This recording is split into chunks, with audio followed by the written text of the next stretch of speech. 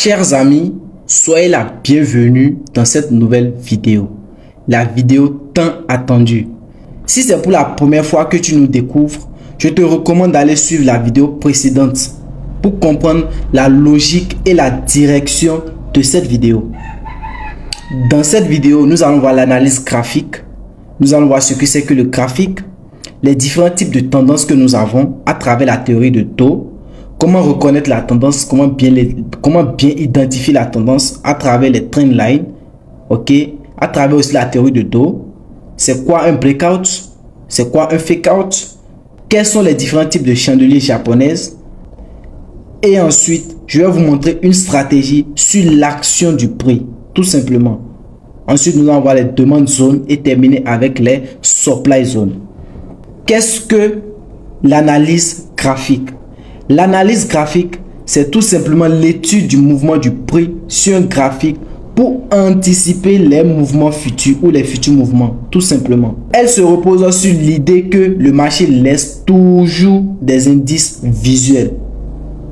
Donc, nous avons trois principes fondamentaux dans l'analyse graphique. On dit que le prix intègre tout. Donc, à travers le graphique, on arrive à intégrer que ce soit les news, que ce soit la psychologie ou l'offre et la demande. On dit aussi que le prix se déplace en tendance. Ok, nous allons voir ça quand on sera dans les lignes de tendance, la théorie de Dow. Et notre dernier principe fondamental dans l'analyse graphique, c'est que l'histoire se répète toujours. C'est ce qui fait la beauté du trading. L'histoire se répète toujours. Nous avons trois grands types de graphiques. Nous avons les graphiques en chandelier japonaises, les graphiques en ligne et les graphiques en barre. Les graphiques en chandelier japonais sont les graphiques les plus utilisés par les traders. Nous allons voir ça sur le graphique. Je vous montre d'abord les différents types de graphiques que nous avons. Là, on est sur le graphique. Ok. Nous allons ouvrir l'onglet graphique. Il y a quoi? Les bougies. Actuellement, le graphique est en chandelier japonaise ou en bougie japonaise, tout simplement. Donc, il y a les graphiques linéaires. Tout simplement. Ok, ça, c'est les graphiques linéaires. Et les graphiques en bas. Voilà. De quoi est composé le graphique en bas ou le graphique en bougie ou le graphique en ligne? On le verra dans la partie chandelier japonaise, tout simplement. On retourne. On dit que l'analyse graphique se repose énormément sur la tendance. Donc, nous allons voir la tendance à travers la théorie de Dow. Ok, nous avons trois grands types de tendances. La tendance haussière, la tendance baissière et le range de compression. Je vais essayer d'illustrer ça pour vous. Donc, ça, c'est la tendance haussière. Tout simplement. Là, on a la tendance baissière. Tout simplement. Et ici, on a le range de compression. Tout simplement. Ok. Dow, lui, dit quoi? Il dit que le prix se déplace à travers les pics et les creux de plus en plus haut. C'est ça. Pic, creux de plus en plus haut. Là, c'est le pic. Là, c'est le creux de plus en plus haut. Pour une tendance haussière. Et pour une tendance baissière, le prix se déplace à travers les pics et les creux de plus en plus bas. Tout simplement, tout simplement. Ça, c'est la théorie de Dow. Ok, jusqu'à épuisement. Maintenant, les ranges de compression, les pics et les creux oscillent, tout simplement. Ni en haut, ni en bas. On est sur place. Donc, ça, c'est le range de compression. Ici, on utilise les termes comme support pour le bas. Ok. Résistance pour le haut. Ça, nous allons faire une vidéo spécialisée sur les supports et résistances et la range de compression. Nous allons plus utiliser la tendance haussière et la tendance baissière dans notre stratégie de trading. Ok. Et vous devez aussi savoir que pour quitter la tendance haussière pour la tendance baissière, nous avons ce qu'on appelle les retournements de tendance. Ok. Je vous montre comment est-ce que ça se passe. Ensuite, on ira sur le graphique pour que ça ne soit pas trop théorique. Je vais effacer tout ça. Le prix qui est dans une tendance haussière, par exemple, à travers la théorie de Dow, les pics et les creux de plus en plus haut, arrivé à un moment, le prix commence par s'essouffler. Ok. Et on a ça. Une loi qui est violée. Tout simplement. Ici, par exemple. Vous avez vu? Ce creux là vient d'être cassé. Donc la loi a été violée. Donc là maintenant on a un retournement de tendance. On a un choc ici au coach. C-O-H. On appelle ça un coach. Une cassure de structure. Maintenant le prix fait quoi? Il fait ça. Et on commence une nouvelle tendance baissière. Tout simplement. Arrivé à un moment, le prix qu'on va s'essouffler. Et on a ça. Une cassure. Donc notre pic baissier qui vient d'être cassé là, tout simplement. Le prix qui fait ça, le prix qui corrige. Ok. Et une nouvelle tendance haussière démarre. Donc l'ensemble de ce qui s'est passé ici là, c'est ça qu'on appelle le retournement de tendance.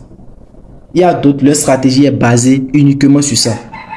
Si vous êtes intermédiaire et que vous n'êtes pas rentable, ok, et que vous utilisez encore cette stratégie là, il faut arrêter, tout simplement. Il y a trop de pièges dedans. Donc évitez de trader ça, que ça soit débutant ou intermédiaire. Maintenant, si c'est que vous avez l'habitude de l'utiliser et que ça marche, let's go, feu vert, parce que ça marche déjà. Mais si vous êtes débutant ou intermédiaire et que vous n'êtes pas rentable, évitez de chercher à trader les retournements de tendance. Ce que vous devez savoir ici encore, c'est que le prix soit dans une tendance haussière, ok, ou dans une tendance baissière, vous pouvez faire des profits. Il suffit seulement que dans la tendance baissière, si vous arrivez à repérer la tendance baissière, ce que je vais vous montrer un peu plus tard dans la vidéo, ou dans la tendance haussière, il suffit seulement que vous rentrez dans le sens de la tendance. Par exemple, là, on est dans une tendance haussière, donc vous avez fait un buy, vous achetez, tout simplement. Vous achetez dans le sens de la tendance. Là, vous allez vous faire du profit. Que ce soit dans la tendance haussière ou dans la tendance baissière, vous pouvez vous faire du profit. Donc, dans la tendance baissière, par exemple, si vous vendez ici, vendez là, vous allez vous faire du profit. Donc, c'est très important aussi de le savoir. Donc, peu importe la tendance, on se fait du profit. Pour la range de compression, ça, nous allons voir ça dans autre vidéo spéciale. Donc, allons sur le graphique pour voir en pratique ce que je viens de vous enseigner. Ok. Je vais dézoomer un peu. Là, par exemple, nous avons une petite tendance baissière. Le prix qui faisait quoi? Les pics et les creux de plus en plus bas. Pic, creux, de plus en plus bas. Ok, ça, c'est Do qui le dit. Pic, creux, de plus en plus bas. Tout simplement. Là, on a un retournement. Je vais profiter en même temps pour vous montrer le retournement. On était dans une tendance baissière. Arrivé à un niveau, le prix ne va pas s'essouffler. Vous allez voir ici, le prix ne va pas s'essouffler. On a eu même un petit range de compression avant la cassure. Tout simplement. Donc, je vais illustrer ça. Ça, ce sont les outils. Ok. Quand on pose en mettant la souris, le nom sort. Outil rectangle. Tout simplement. Là, on a l'outil de tendance. Là, on va y arriver. On va y revenir. Voilà. On parle de support. Non, on parle de résistance et de support. Voilà. Donc, la loi vient d'être violée ici. Le prix a cassé le pic plus haut qui était ici. Ok. Je pense qu'il est même encore un peu plus haut que ça. Oh là là. Bon, je vais supprimer, mettre autre. Effacer. Voilà. Le pic était quelque part ici. Un peu plus haut même. Quelque part là. Donc le pic était quelque part là. Tout simplement. On vient d'avoir une cassure. Le prix commence par faire une nouvelle tendance haussière. Voilà. Jusqu'à épuisement. Quand le prix va s'épuiser, il va encore faire un nouveau retournement pour démarrer une tendance baissière. Donc c'est comme ça on reconnaît la tendance haussière et la tendance baissière à travers la théorie de taux. Maintenant, nous allons voir les lignes de tendance. Les lignes de tendance. Comment reconnaître la tendance à travers les lignes de tendance? Ok, c'est simple. Je suppose qu'on est dans une tendance haussière. On a besoin de deux sommets pour utiliser les lignes de tendance. Nous avons besoin de quoi? De deux sommets. Voilà. Deux sommets ou deux creux ou deux pics pour pouvoir identifier la tendance à travers les lignes de tendance. Donc, on place la ligne de tendance comme ceci. Là, maintenant, ça veut dire quoi? Qu'on est dans une tendance haussière. Pour quelqu'un qui n'arrive pas à identifier la tendance à travers la théorie de taux, ce qu'il a à faire, c'est très simple. C'est de juste placer les lignes de tendance. Ça va lui montrer la direction du prix. Là, maintenant, et à travers cette ligne de tendance, on voit que le prix est dans une tendance haussière. tout simplement. Si on est là, on a deux sommets, ok, et on place notre ligne de tendance. Pour quelqu'un qui n'arrivait pas à identifier ça, donc on sait qu'on est dans une tendance baissière, tout simplement. Allons voir ça sur les graphes. Je viens là, voilà. Ici par exemple, on prend même l'exemple qui est là. Supposons qu'on ne savait pas si c'était une tendance haussière ou une tendance baissière. Ça c'est l'outil ligne de tendance. Voilà, ligne de tendance. On cherche deux sommets. Donc ça nous montre que le prix est dans une tendance haussière. Ce sont des petites tendances, tout simplement. On arrive aussi à identifier la tendance à travers les moyennes mobiles. Ok, ce sont des indicateurs. Il y aura une vidéo complète là-dessus. Ici, on ne va pas parler d'indicateurs, on va pas voir les moyennes mobiles également. Ok, donc là, par exemple, je cherche deux sommets où je pose. Oh là là. Je cherche deux sommets où je pose en ligne de tendance. Voilà. J'ai choisi là et là. Donc ça nous montre qu'on est dans une tendance baissière. Tout simplement. Tout simplement. Là aussi, si on pose là et là, on saura qu'on est dans une tendance haussière. Donc, ceux qui n'arrivent pas à identifier la tendance à travers la théorie de Dow, vous pouvez utiliser des lignes de tendance. C'est quoi les breakouts? Nous avons deux grands types de breakouts. Breakout veut d'abord tout simplement dire cassure. Ok. Nous avons les BOS, break of structure. Ok. Cassure de structure. Et nous avons les coachs, d'autres disent chouche. Tout simplement. Je vais essayer de vous illustrer ça. Supposons qu'on est dans une tendance haussière. Le prix faisait les pics et les creux de plus en plus haut. Pour qu'on ait un pic plus haut que l'ancien pic, ok, pour qu'on ait un pic plus haut que ce pic là, ok, il faut un breakout, il faut une cassure, il faut un breakout, voilà. Et ce niveau là devient quoi? BOS, break of structure. Ça veut tout simplement dire cassure de structure. Ainsi de suite jusqu'à épuisement.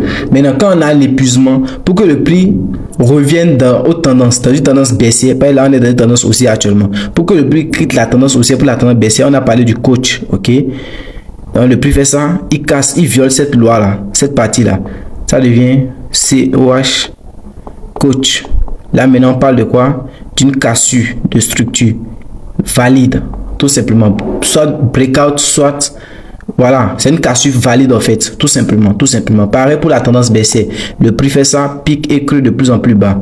Pour qu'on ait un creux plus bas que le creux précédent, il nous faut un breakout, tout simplement. Et la partie devient quoi?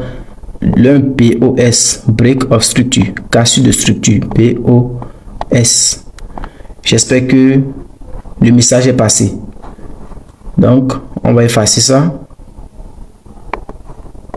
Maintenant, nous allons voir les fake out. Quand est-ce qu'on dit que, quand est-ce qu'on parle de fausse cassure? Le marché utilise les fake out pour nous piéger en fait. Ok, je vous montre ce que c'est que les fake out avant qu'on aille sur le graphique. Les fake out se présentent comme ceci. Le prix fait ça, pique, ok. Maintenant, pour faire encore l'ancien plus haut, arriver à ce niveau-là, il va faire ça. Il va poser une bougie à longue mèche. On appelle ça un fake out. D'autres vont parler de prise de liquidité. Ok. Et maintenant, au lieu de casser, il ne va pas casser, il va revenir en bas. Tout simplement. Tout simplement. Et là aussi, au lieu de casser, il peut venir là et faire une bougie à longue mèche. On va voir les bougies. On va voir les bougies bientôt. Les chandeliers japonais. Voilà. Et il continue encore. Il peut commencer par ranger, tout simplement. Mais pas forcément ranger. Ok. Il peut faire ça et descendre directement comme il peut le faire et ranger. Donc, ce sont les fake out, c'est les fausses cassures ça. Maintenant, les bonnes cassures, eux autres, on les reconnaît comment? À travers le corps de la bougie. Quand on va rentrer dans la bougie, je vais encore vous expliquer un peu cette partie-là pour que ça soit plus clair, très clair même, comme l'eau de roche. Allons sur le graphique. Voilà, j'ai même là en même temps un fake out et un breakout. En même temps, j'ai les deux là. Observez très bien, ok, on était dans une tendance haussière, le prix faisait les pics et les creux de plus en plus haut. Arrivé à ce niveau, ok, il vient, mais il ne casse pas. Là, on a un fake out, on a une fausse cassure. Le BOS n'est pas encore valide, ok. Pour que le BOS soit valide, il faut un breakout avec le corps de la bougie. Voilà, un peu ici, vous avez vu. Là, on a d'abord une prise de liquidité et ensuite le prix est venu casser. Donc, ça, c'est le breakout. J'espère que vous voyez bien la partie, cette bougie-là. Ça, c'est le breakout. Tout tout simplement, ainsi de suite, ainsi de suite. Là également, ça c'est un fake out, ça c'est une fausse cassure. D'autres vont parler de prise de liquidité, ça dépend de la stratégie que vous utilisez, ok, mais nous on appelle ça fake out, c'est une fausse cassure. Donc pour reconnaître une bonne cassure, il faut que ce soit le corps de la bougie qui traverse cette partie là, le corps de la bougie. Le corps de la bougie traverse l'ancien plus haut, ok. Là on va parler de BOS, on va dire que le BOS est valide.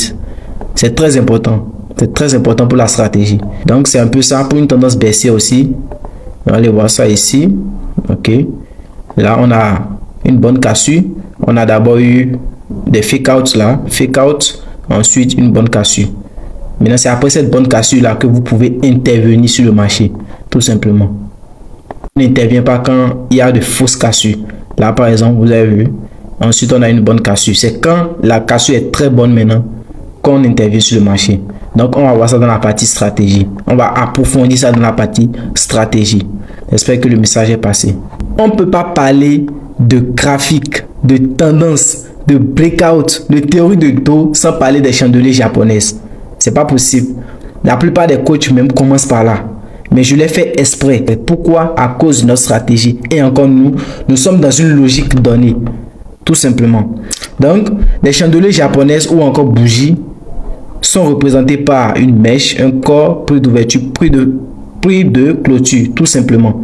Donc pour une bougie haussière, nous avons le prix d'ouverture qui est toujours en bas. Pour les bougies haussières, les bougies vertes, ok, le prix d'ouverture est toujours en bas. Ensuite on a la mèche, le corps de la bougie, la mèche et la clôture. Donc pour une bougie baissière c'est le contraire. Nous avons le prix d'ouverture qui est en haut, la mèche, le corps de la bougie, la mèche et ensuite notre prix de clôture, tout simplement. Les grosses bougies sont appelées Marabozu. C'est très important de connaître aussi le nom, ok, ça va beaucoup nous aider dans la suite. Donc c'est un peu ça pour les chandeliers japonais. Et on ira sur le graphique et voir de quoi il s'agit. Voilà, ici nous avons ce qu'on appelle les avalements, ok. Là, nous avons ce qu'on appelle les avalements. Ça, c'est un avalement haussier. Pourquoi? C'est une bougie haussière qui a avalé. La bougie qui est juste à côté. La couleur importe. Ok, ça peut être une bougie verte. Ça ne dérange pas. Pourvu quand même que la bougie avale entièrement l'autre bougie. Donc, on appelle ça un avalement haussier. Là, nous avons un avalement baissier. C'est la bougie rouge qui avale l'autre bougie. Donc, l'utilité, nous allons voir ça au cours de la stratégie, au niveau de la stratégie. Donc, retenez très bien les images, ok, si possible, représenter ça. Donc, ça, c'est un avalement baissier. La bougie rouge avale l'autre bougie. Mais la plupart du temps, vous allez voir ces deux couleurs différentes. La plupart du temps, c'est deux couleurs différentes. Tout ça, nous allons voir ça dans la partie stratégie. Donc, il faut essayer de représenter ça. Là, nous avons l'avalement baissier. Là, nous avons l'avalement haussier. Tout simplement. Je fais partie de ça aussi. Nous allons voir les doji. Ce sont les bougies d'indécision. Ok. Le marché ne sait pas s'il ira en haut ou en bas. On ne sait pas si on aura une bougie rouge ou une bougie verte. Ce sont les bougies d'indécision. On les appelle les doji. Donc je vais également vous montrer ça sur le graphique. Ici maintenant nous avons les marteaux et les pendus. Ça c'est un marteau. C'est une bougie qu'on appelle marteau. Il y a plein de bougies, mais nous n'allons pas pouvoir tout voir. Voilà, ça c'est un marteau. D'autres parlent de marteau renversé ou pendu. Donc allons sur le graphe pour mieux voir les choses.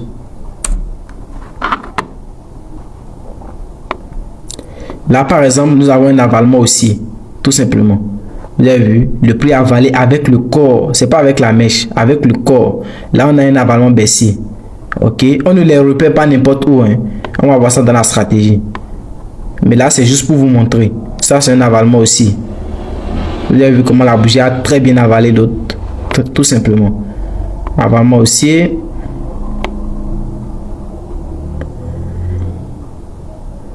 Voilà, bougie d'indécision.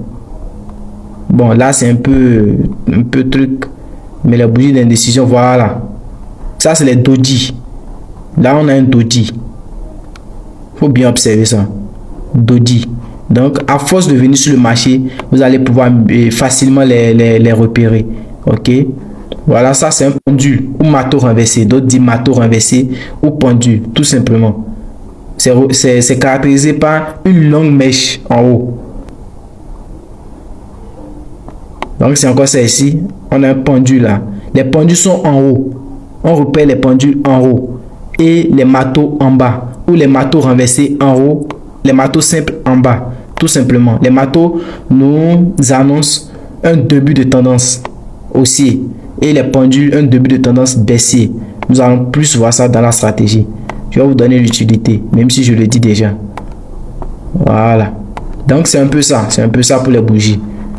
Nous avons vu l'avalement. J'ai dit les grosses bougies sont appelées marabouzou. Ça c'est un marabouzou. Voilà. Les grosses bougies sont appelées marabouzou. Ça également c'est un marabouzou. Ça aussi c'est un marabouzou. J'espère que le message est passé. En trading, la stratégie est l'élément qui fait perdre le plus de temps aux traders. Pourquoi ils sautent de stratégie en stratégie, de stratégie en stratégie. Ils testent cette stratégie, ça ne marche pas, ils vont sauter sur l'autre stratégie. Si ça ne marche pas, mais s'ils prennent un essai, ils vont dire que bon, c'est la stratégie qui ne marche pas, ils vont sauter sur autre stratégie. Je vous assure que 99% des stratégies marchent en trading. Que ce soit SMC, le ICT, et la SMV, le price action, ok, que nous allons même utiliser. Ben, moi j'utilise l'action du prix.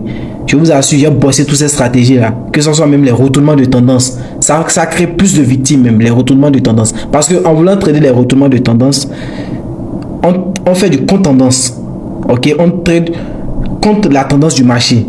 Si la tendance est haussière et que toi ta stratégie est basée sur les retournements de tendance, tu vas trader contre cette tendance haussière là.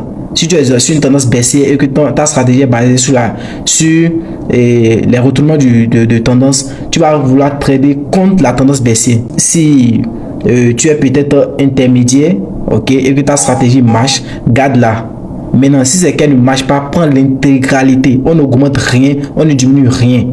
Il n'y a pas de je vais augmenter tel, non. Si tu veux prendre ma stratégie, tu la prends à l'intégralité, tout simplement. En tant que trader du price action, nous voulons anticiper les futurs mouvements du prix, tout simplement. Donc notre but, c'est d'anticiper les futurs mouvements du prix. Il y a des stratégies basées sur la liquidité. Eux autres se concentrent sur les niveaux de liquidité. D'autres se concentrent sur les prises de liquidité. Ok? D'autres se concentrent sur les retournements de tendance, comme je l'avais déjà dit. Mais nous, on se concentre sur les futurs mouvements du prix, tout simplement. Donc, pour pouvoir bien trader, on a besoin de faire quoi? De repérer d'abord la structure du marché, de définir les zones d'attaque et de repérer maintenant nos confirmations avant d'entrer sur le marché. Donc, j'ai cité 3 trucs. Je vais essayer de les énumérer quelque part là. Donc, on repère d'abord notre tendance. Ensuite, nos zones d'attaque. Et on finit avec notre confirmation pour entrer dans le marché. Confirmation, CF. Maintenant, on a déjà vu comment repérer la structure du marché, ok, à travers la théorie de dos. Le prix qui fait ça, les pics et les creux de plus en plus haut. Tout simplement. Et pour quelqu'un qui n'arrive pas à identifier à travers la théorie de dos, on a dit quoi? Il faut placer les lignes de tendance à travers deux sommets. Comment repérer les zones d'attaque? C'est simple. Observez très bien comment définir plutôt les zones d'attaque. C'est très simple. Je vais essayer d'effacer ça. Pour repérer les zones d'attaque, nous avons besoin d'une information d'abord, ok, qui est la direction du prix, où le prix a la probabilité de partir. Là, nous allons parler en termes de probabilité. Tout d'abord, on a un premier pic, ok, un BOS valide, BOS, qui est notre première zone d'attaque. Break of structure. Il faudrait qu'elle soit valide, c'est très important, ok. Ensuite, on va parler des demandes zones et des supply zones. Ces niveaux-là, les niveaux de creux. Là, on appelle ça demande zone. Demande zone. Ça, c'est une demande zone qui nous sert de zone d'attaque. Donc, nous allons voir deux zones d'attaque, tout simplement. Les BOS et les demandes zones. Point final. Donc, soit le prix vient là, au niveau de notre BOS, et nous, on fait une entrée.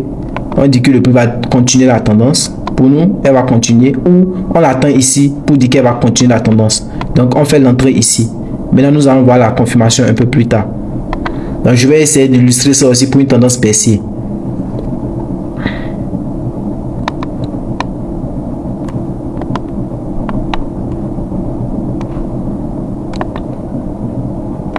Là, par exemple, nous avons une tendance baissière à travers la théorie de dos. Ok, on a deux sommets. Donc, les deux sommets là, on peut dire illustrer qu'on est dans une tendance baissière, tout simplement. Maintenant, pour nous, on veut une zone d'attaque. J'ai dit quoi? On a deux zones d'attaque qu'on va utiliser. Nous allons utiliser deux zones d'attaque. La zone de BOS, de Break of Structure, et cette zone-là, la zone de Supply Zone. Pour la tendance baissière, on parle de Supply Zone. Supply Zone. Et pour les tendances haussières, on parle de Demand Zone, tout simplement. Donc, nous allons atteindre le prix soit ici, soit là. Maintenant, comment savoir que le prix viendra là et là? Nous allons voir ça dans la partie de démonstration. Quand on sera dans la prochaine vidéo, je vais vous montrer comment est-ce qu'on sait que le prix viendra ici au lieu de là. Ou comment est-ce qu'on fait pour savoir que le prix viendra ici au lieu de là. Je vais également vous montrer ça. Nous avons les indices parce qu'on a dit quoi? On a dit que le marché se répète. Voilà. Le marché se répète. Quand on parlait de la tendance, voilà, on a dit que la tendance se répète. Voilà. On a dit que la tendance se répète.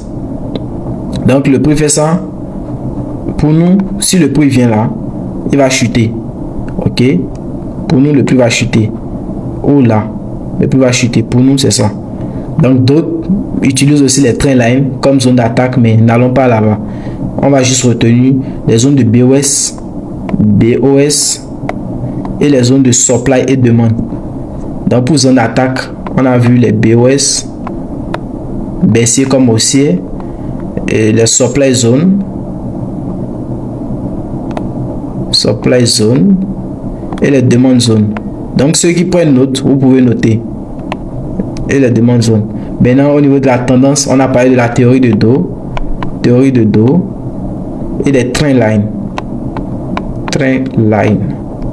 Maintenant au niveau des confirmations, au niveau de la confirmation, c'est là maintenant nous allons faire venir nos bougies, nos chandeliers japonais, les différents bougies que nous avons vus. Ici on a vu trois types de bougies, non quatre. On a vu les marabouzu, les avalements, aussi avalements baissés. On a vu quoi encore, les toupies et toji. On a aussi vu les matos renversés ou toupie, c'est ça, hein, si je ne me trompe pas. Donc supposons que nous sommes dans une tendance haussière. Le prix fait ça. Supposons qu'on est dans une tendance haussière. Le prix fait ça. Ok. Les pics et les creux de plus en plus haut. Le prix fait ça. Ok. Maintenant, pour nous, on a repéré cette zone-là. Cette zone de demande. Cette demande zone. D'autres vont parler de support. N'allons pas là-bas. Je vais vous faire une vidéo unique sur les supports résistance. Ok. Nous allons juste trader les tendances. La tendance haussière, la tendance baissière. On ne va pas trader les ranges de compression. Et nous avons deux zones d'attaque. Tout simplement. La zone de BOS et la zone de demande pour la tendance haussière, BOS, et la zone de supply et BOS pour la tendance baissière. Donc selon nous, le prix viendra là. Supposons que d'après nous, le prix allait venir là. Ok. Donc on attend que le prix vienne dans notre zone d'attaque. Une fois que le prix est arrivé dans notre zone d'attaque, les différents types de confirmation qu'on doit observer, c'est quoi?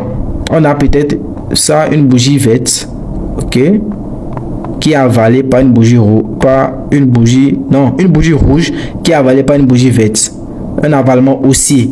C'est après maintenant l'avalement haussier qu'on va intervenir. On va faire notre entrée là, mettre notre SL ici, le stop loss et le T profit là. Toujours le T profit là. Donc je vous ai montré où placer le SL et où placer le TP sur le marché. Donc toujours prendre son premier TP ici. Toujours. Il faut toujours prendre le premier TP là. Il peut y avoir plusieurs TP. Vous pouvez prendre le premier là et prendre les autres un peu plus haut. Tout simplement. Donc quand le prix viendra là, vous prenez votre premier TP. Tout simplement. Et au cas où le prix ne venait pas après l'entrée, il fait ça. Vous prenez un SL tout juste en bas là. Je pense que le message est passé. J'ose croire que le message est passé. Donc on va effacer, on va faire le même scénario pour la tendance baissière avant de passer maintenant sur le graphique. Donc pour une tendance baissière, on suppose aussi que le prix est dans une tendance baissière, il fait les pics et les creux de plus en plus bas. Ok. Maintenant pour nous, on a notre zone de BOS ici. Je vais essayer d'illustrer ça. Ok. Voilà. Donc ça c'est notre zone de BOS. Et ici, on a notre zone de supply zone, notre supply zone. Supply zone. Et ici, on a notre BOS, tout simplement. Break of structure, BOS. Je vais mettre ça ici. Donc, ce sont nos différents, ce sont nos deux zones d'attaque.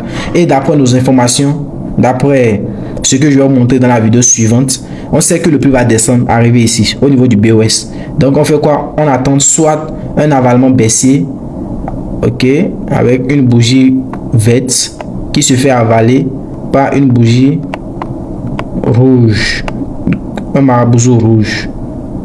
Et maintenant, on intervient là, on prend notre TP là, et notre SL reste là, tout simplement. C'est très simple, c'est très simple.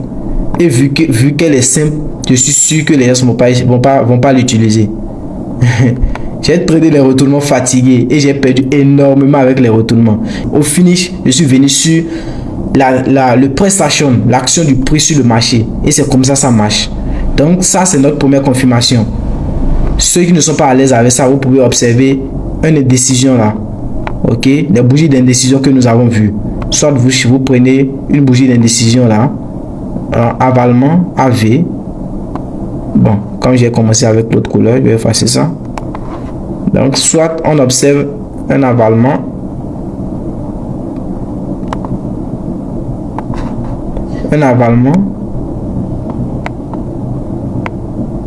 soit on observe une bougie d'indécision, Doji, bon, je vais mettre D.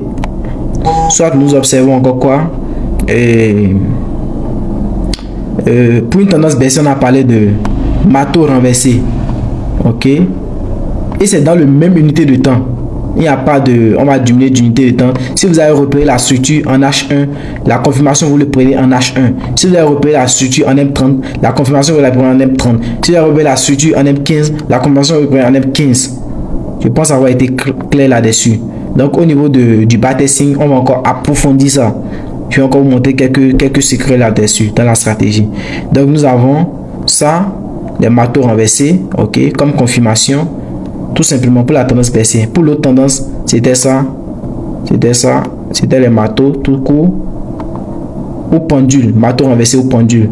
Donc choisissez un nom, tout simplement. Ça, ce sont nos différentes confirmations. Ça, je pense que j'ai été clair, je pense que j'ai pu passer le message. Pour ceux qui n'ont pas compris, le groupe est ouvert. Notre groupe WhatsApp est là, ou le groupe Telegram est là pour vos différentes préoccupations, tout simplement. Nous allons faire un tour sur les graphes et je vais encore essayer de vous montrer ça. Mais si vous ne comprenez pas ça comme ça, terre à terre comme ça, sur les graphes, ça sera encore plus compliqué. Donc, débrouillez-vous pour mettre ça dans l'illustration terre à terre avant même d'aller sur les graphiques. Ici, comme vous pouvez le constater, nous sommes en M15, en 15 minutes. Nous allons également voir les unités de temps dans la partie démonstration. Ok, je vais vous apprendre à faire le multi-time frame. Mais la plupart du temps, c'est dans l'unité de temps que je prends la structure que moi je fais l'entrée, tout simplement. Donc, on suppose, voilà, on avait déjà tracé les zones valides. Il faut d'abord même que la zone soit valide avant qu'on cherche la zone d'attaque. Si une zone n'est pas valide, on ne cherche pas de zone d'attaque, tout simplement. Là, on a notre cassure, c'est notre zone de BOS. Ok, le prix est venu là. Donc, on cherche quoi? Soit un avalement, soit un doji, soit un pendule ou un marteau renversé. Vous avez vu ça? Ça, on a le marteau renversé dans la même unité de temps, M15. On a le marteau renversé, donc on peut faire l'entrée tout juste là. Prends le premier TP là, ok, et le SL là. Je vous assure que c'est très simple et ça marche comme des cacahuètes. Actuellement, on est sur le BTC. Donc, ça marche sur pratiquement tous les marchés financiers. Ok. Il faut qu'on ait une bonne cassure. Voilà. Là, on a la cassure, une bonne cassure. Un breakout valide. Donc, le BOS est valide. Si le BOS n'est pas valide et vous faites l'entrée, vous allez perdre votre argent. Il faut que le BOS soit valide.